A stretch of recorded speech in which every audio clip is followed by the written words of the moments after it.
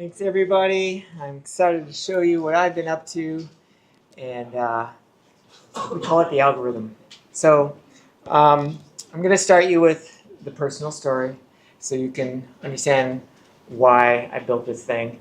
My story starts in the remote forest of Oregon, where I was a wild hippie kid.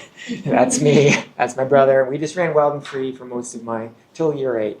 And then around, when I was 12, got an Apple II, and like a lot of you that discovered computers, just fell in love and went deep on the computer and have been there more or less ever since. And this general approach of combining this like really odd relation to nature and my very intense love of technology is fundamental to my values and has shaped my views of nature and time and product design. So I took that and worked for 30 years building some really interesting projects, including first demo of first NVIDIA GPU, and ended up with a PhD in interaction design and a bunch of career journeys that basically I am now at the end of. And I now get to do what I want with my time. Wow. I'm free. And this is a really exciting moment. Let's go! Made it. And I guess that moment has like been a bit of a crisis. Like a lot of people, I'm like, well, what is that? What do I do now? Like, yay, I'm like, oh shit, what do I do? So I kind of reflect on my values, which basically came down to techno-utopia. Like I've always had this sort of belief from young that if new tech means more making, and that'll make abundance. Yeah, but also a lot of my peers, Gen X people in tech, have done a lot of harm. So I've been kind of wrestling with that in my time. And of course, if you know this book, The Anxious Generation, everyone here knows that there's a really big problem around social media in particular. A lot of harm has been done.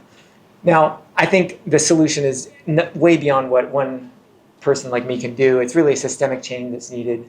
Regulation, we need to change social norms. But what I can do is build art. And so what I've done is make a prototype of an art installation called the algorithm. You can try it right over there at the end of the room after this talk. You can come talk to me. But I'll give you a little taste of what it's about. This is the vision. 4 meters tall in a festival or public space with a giant slider. That bar along the bottom there is a slider in which you can add voices to the algorithm that are currently missing. Right now, the algorithm just shoves stuff down your throat. Whatever they want to show you, that's what you see. But imagine you could change that. Imagine you could affect what the algorithm was. That's what this work is meant to do for participants. The voices can be really varied, from like abstract concepts like Gaia or ancestors to very specific things like Bruce here, who might be an influencer, right? Whoever you want in your stream should be in your stream. Okay, so that's the basic idea of the voices, and that's a key element of it. So here's a quick little video that you can experience yourself over there. But the basic idea is there's a slider, and that is what's down the bottom of the fingers moving.